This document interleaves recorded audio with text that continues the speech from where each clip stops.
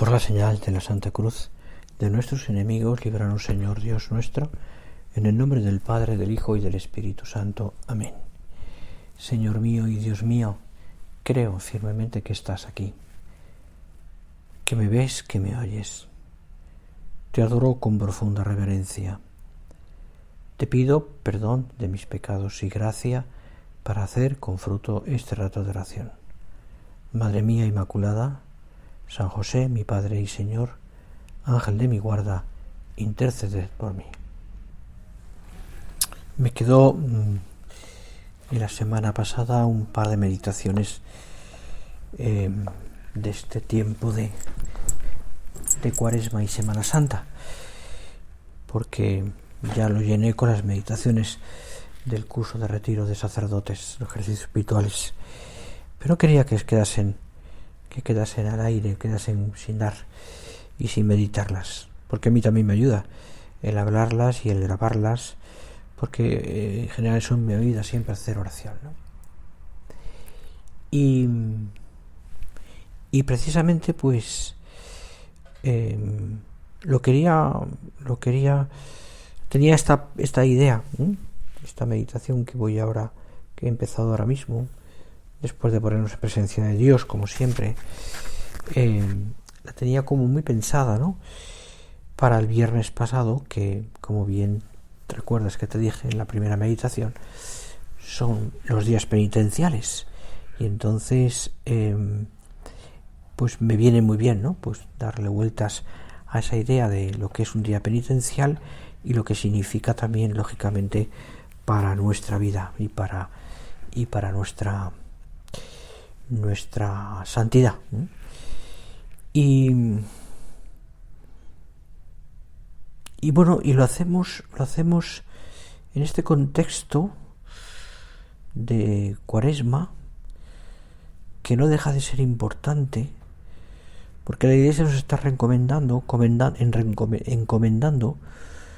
cada día la necesidad de la conversión personal. Y en concreto, una de las cosas que aparecen más estos días también es esa idea de las prácticas cuaresmales. Y ahí se concreta, ¿no? Pues una vez se habla del ayuno, otra vez de la limosna, otra de la oración, pero en general esas prácticas cuaresmales que tienen que ser puntos importantes en nuestra vida. Y fundamentalmente pienso yo porque el hecho de que la práctica cuaresmal nos lleve pues a estar como atentos, en guardia, si queréis la frase, para que eso sea, que estemos siempre pendientes, o sea, no dormidos o no atontados o no aletargados, más bien, ¿no?, la palabra, ¿no?, pues nos lleva pues eso, a estar pendientes de estas cosas para vencer las tentaciones, por ejemplo, para que el diablo no nos pille desprevenidos, ¿no?, sino que sepamos vencerlas, las tentaciones y lo que sea, con nuestro esfuerzo y sobre todo con la gracia de Dios, que tanto necesitamos. Y me viene a la mente una jaculatoria que San José María solía repetir, que incluso quiso tenerla muy cercana, muy a la vista, y puso en su dormitorio, donde él habitualmente trabajaba, donde dormía más bien, porque era pues ahí puso un mosaico, un azulejo más bien, que tenía esta leyenda: aparta, Señor, de mí lo que me aparte de ti. Y eso le llevaba a repetir estas palabras con frecuencia, porque las tenía a la vista. Una de ellas, pues ellos, como os digo, ¿no?, pues es una jaculatoria, una frase pequeña como saeta lanzada al corazón del Señor para hacer un acto de amor. Él lo hacía de muchas maneras. Una vez era eso, que te digo, otra vez era un papel donde escribió una palabra que había visto en la oración, que a veces le servían como recordatorios o simplemente para indicadores en marcapáginas, vamos, ¿no? Y bueno, pues al ver esa ejaculatoria que te decía, aparta, Señor, de mí lo que me aparte de ti, le recordaba el tener muy metido en el corazón esa idea clara, ¿no? De no apartarse jamás del Señor y recorrer el camino de santidad al que le había llamado. Y pensemos un poco. A mí personalmente, ¿qué me aparta de Dios? ¿Qué me aparta de Dios? Claro, uno con un poquito de formación, pues inmediatamente lo que ve, que lo que le aparta de Dios es el pecado. Y además totalmente el pecado mortal. Que como dice él, San José María en Camino, realmente para un hijo de Dios es el único mal en sentido pleno. Apartarse de su Creador y Padre, de su Redentor y Santificador, fuente de su ser y fin último de su vida.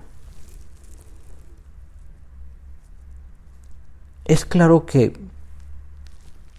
alejarse de Dios por el pecado mortal no supone perder un tesoro para siempre, sino en cierto modo solo. Negarle y perder en cierto modo ese tesoro. No de modo definitivo, porque siempre tenemos la posibilidad de arrepentirnos y del perdón. Pero quien permanezca siempre hasta el final de su vida en pecado mortal, ojo, ya es otra cosa.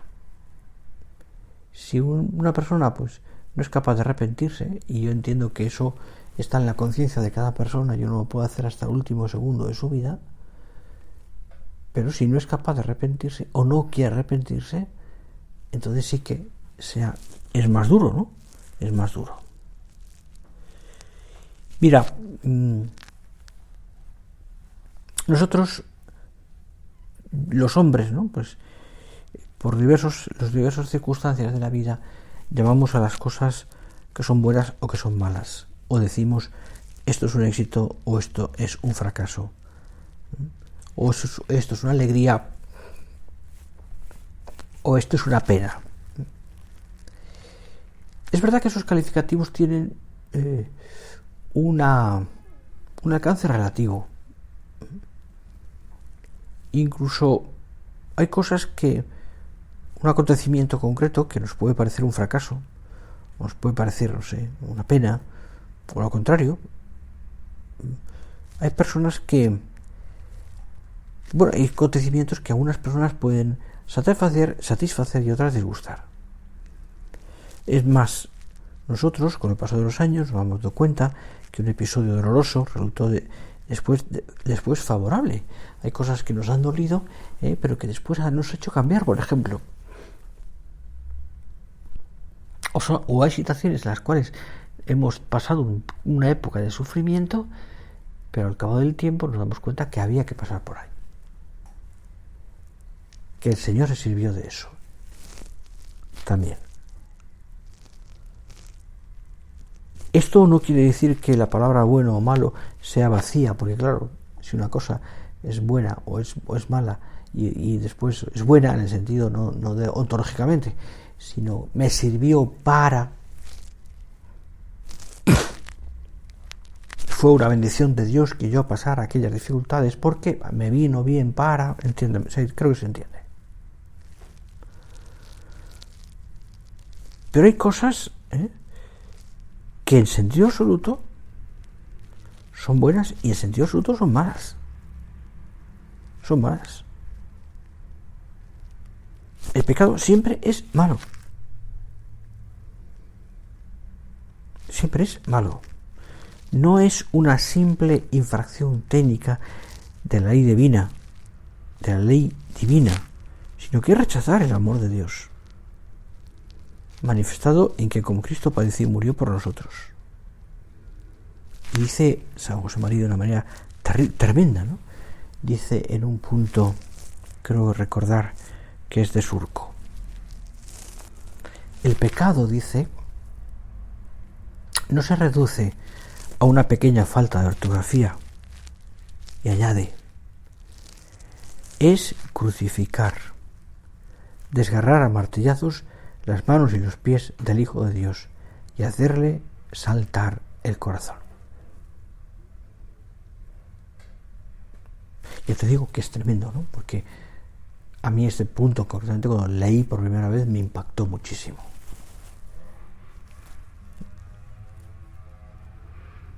Muchísimo.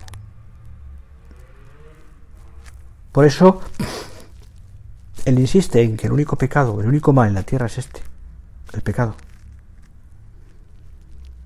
Y de ahí que, si el pecado tiene esas consecuencias que hemos dicho, para mí, hijo de Dios, hijo de Dios, tengo la dicha también de que pues evidentemente, ¿no? Pues de rechazarlo, ¿no? Es decir, de no pactar, entiendo que por naturaleza humana caída, pues permanece en mí también la inclinación a pecar. Pero también por mi fe yo tengo que desarrollar un verdadero horror al pecado mortal. Un horror al pecado mortal. Que se refiere, por supuesto, a los pecados personales, pero también a los pecados del mundo. Los pecados del mundo. A eso que Papa San Juan Pablo II llamaba estructuras de pecado. Es decir, por supuesto el personal, que es el más importante, pero también esos montajes que se hacen a veces y que estructuras de pecado, ¿no? Sobre todo es toda una sociedad quizás que está como corrupta, contaminada, donde no es fácil vivirla con racionalidad, pues buscar el bien común, donde por ejemplo pues todo está tan corrompido que es difícil hacer el bien o hacer las cosas honradamente, etcétera, ¿no? Y muchas más cosas, no solo eso. Hay que tener horror. A mí no me son indiferentes los pecados de los demás. A mí no me es indiferente, no solo por el hecho de lo que supone defender la vida, no me es indiferente el que cada día haya no sé cuántos abortos. Por supuesto, me duele tantísimo que esas vidas se pierdan, pero sobre todo el pecado. El pecado de quienes estarán quitando una vida, aunque sea una vida deficiente, es decir, por ejemplo, un síndrome de Down. Es una vida. Es un regalo de Dios que yo me cargo, que yo destruyo. Así es. Yo no me puedo acostumbrar a eso. No me puedo acostumbrar a que un país en concreto o una situación esté siempre corrompida. Y aquello sea desfavorable a las personas con menos recursos, como suele pasar. A mí eso no me da igual. Pero, ¿por qué? Porque no soy ajeno a ello. Porque todos los cristianos formamos un cuerpo, el cuerpo místico de Cristo. ¿Y qué me toca a mí entonces cuando veo y escucho esas barbaridades? Pues desagraviar, pedir perdón al Señor, lógicamente. Ir pues al Señor y pedirle perdón. Pero no solo por mis pecados, sino por los pecados de todos los hombres. En definitiva, lo que te he dicho hasta ahora es: yo no me puedo acostumbrar al pecado. A mí me tiene que hacer reaccionar todo esto. Por eso, viene bien lo que decíamos al principio, esa ejaculatoria que seguro que ya te has aprendido, ¿no? Aparta, Señor, de mí lo que me aparte de ti. Viene como pues como consecuencia de todo lo que estamos hablando, ¿no? Señor, yo no quiero caer en el pecado.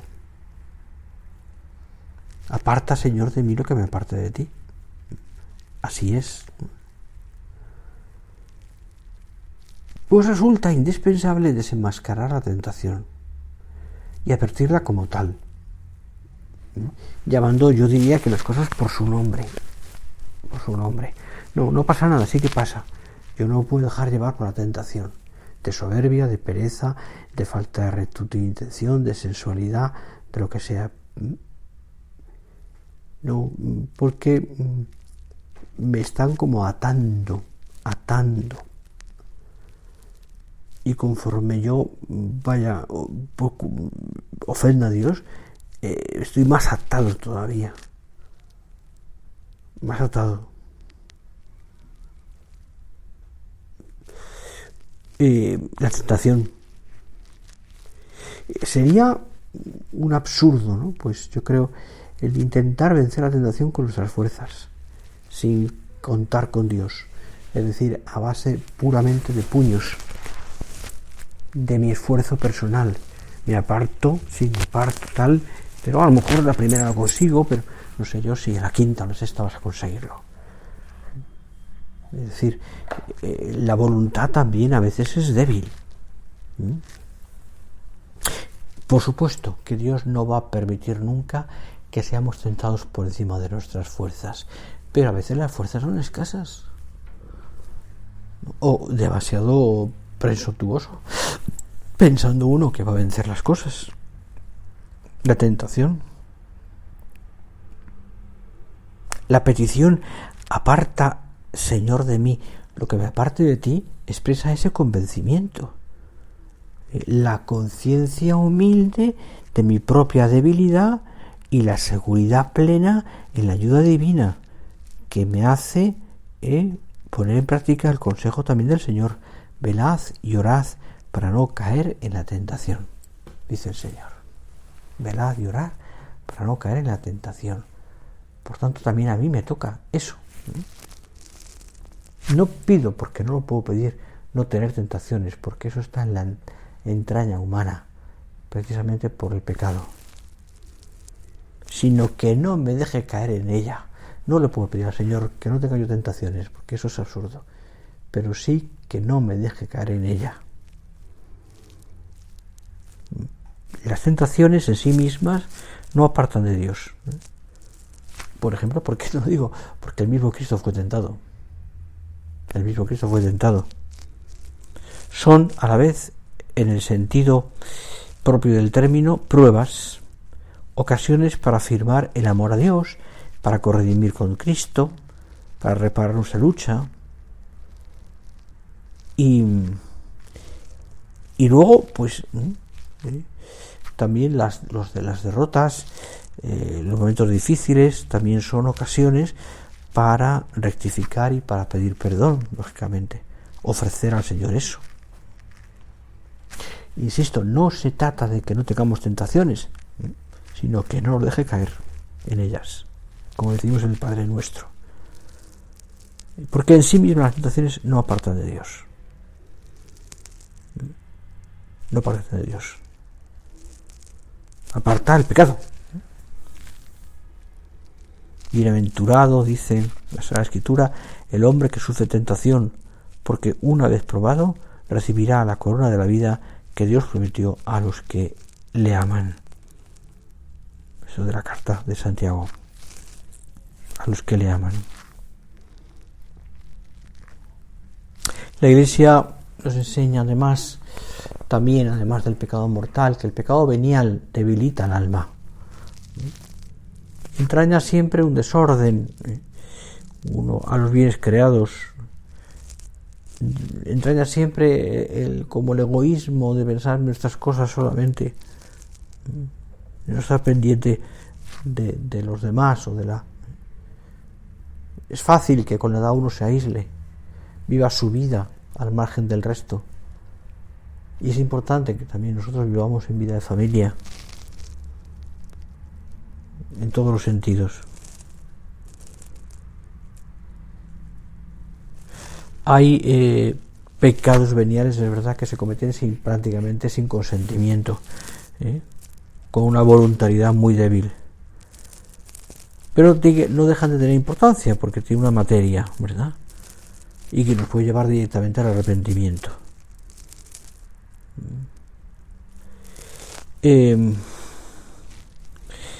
Bueno, pues eso es lo que tenemos que pelear, ¿no? Es decir, que yo no me aparte del Señor, ni mucho menos. La contrición también para cualquier pecado ha de ser grave, ha de ser fuerte, ha de ser como, la contrición tiene que desarrollarse en nuestro corazón, pedirle al Señor que nos la dé también a nosotros, y después lucharla. Ese dolor de la contrición es tan necesario, sobre todo cuando el consentimiento por un pecado es pleno. Entonces es muy importante también que yo sepa arrepentirme, que sepa sobre todo esa voluntad de pedir perdón.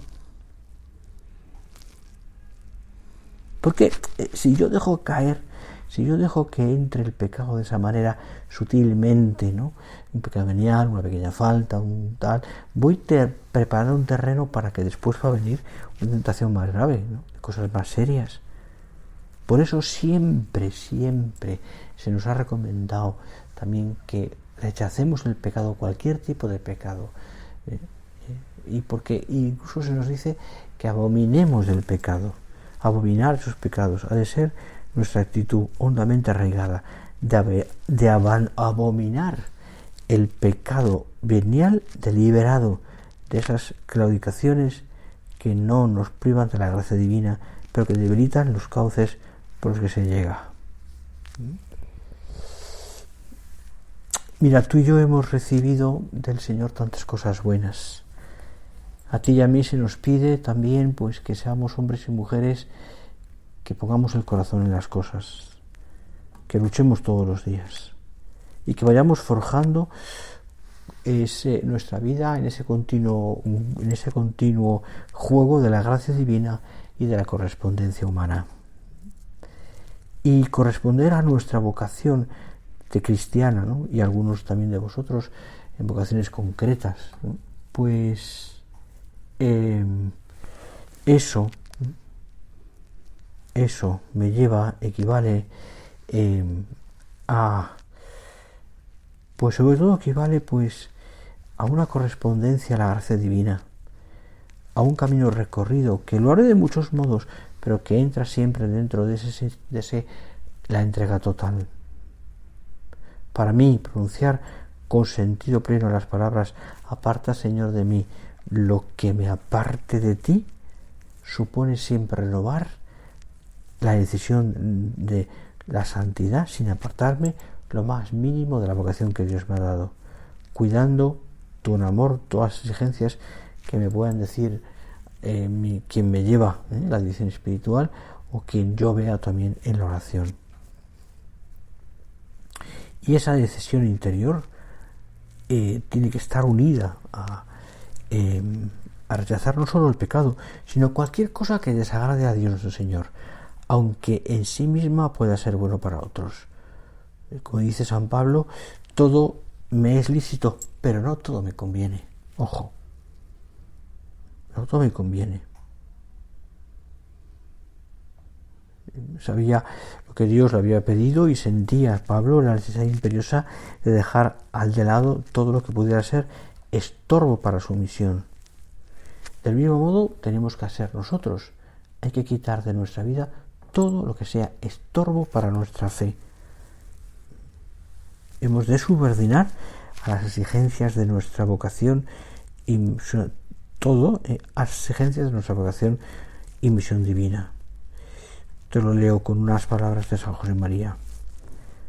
Honra, dinero, progreso profesional, aptitudes, posibilidades de influencia en el ambiente, los lazos de sangre, en una palabra, todo lo que suele acompañar la carrera de un hombre en su madurez, todo ha de someterse a un interés superior, la gloria de Dios y la salvación de las almas.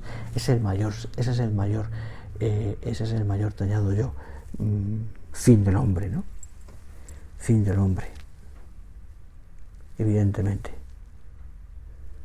Lo que tú y yo buscamos por encima de todo y de nuestras fuerzas es la unión con el Señor. Por eso al decirle, Señor, aparta de mí lo que me aleje de ti, nunca es una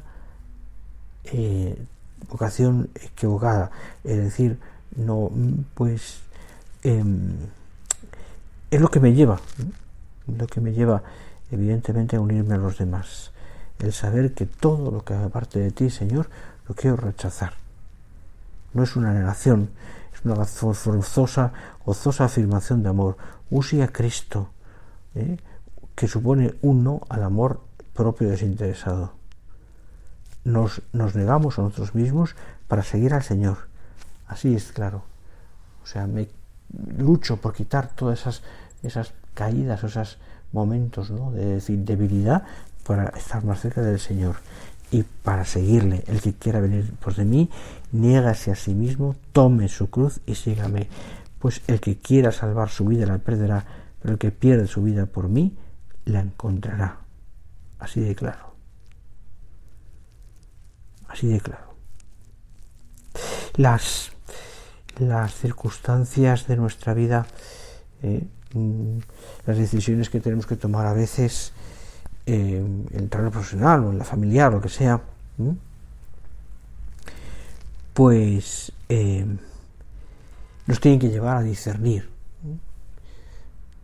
¿Qué quiere el Señor de mí en esto? A discernir cuál es la voluntad de Dios, buena, perfecta, grata. Por supuesto que tenemos una lección espiritual que nos va a ayudar en eso. Pero sabemos que el espíritu propio es más mal consejero. Y por tanto debemos de acudir a todo lo que estamos hablando. Acudir a lo sobrenatural, ¿verdad? Acudir al Señor, para que de verdad me vaya indicando. Para que todas las decisiones que yo vaya tomando nunca me aparten de Dios. Nunca me aparten de Dios. Y esto hoy día en el terreno profesional a veces puede ser complicado. Le es complicado a un médico, le es complicado a un farmacéutico, le es complicado a pues incluso a una ama de casa. ¿Esto me aparta de Dios? Fuera. ¿Esto me acerca a Dios? Adelante. Es decir, estoy pendiente de Dios, lo que Dios quiera de mí.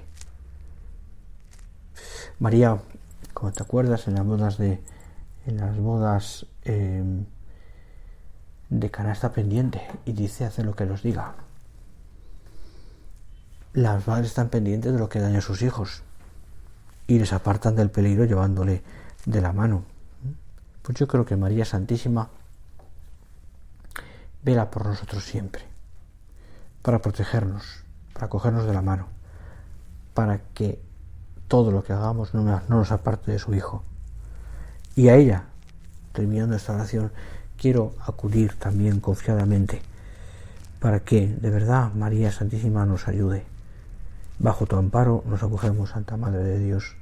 Le decimos: bajo tu amparo nos acogemos, Santa Madre de Dios.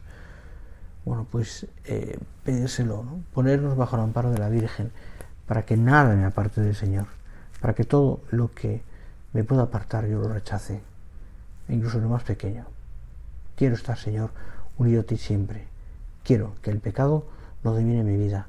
Quiero que si por desgracia cometo un pecado, inmediatamente me vaya a confesar, porque necesito la gracia, no puedo vivir sin la gracia.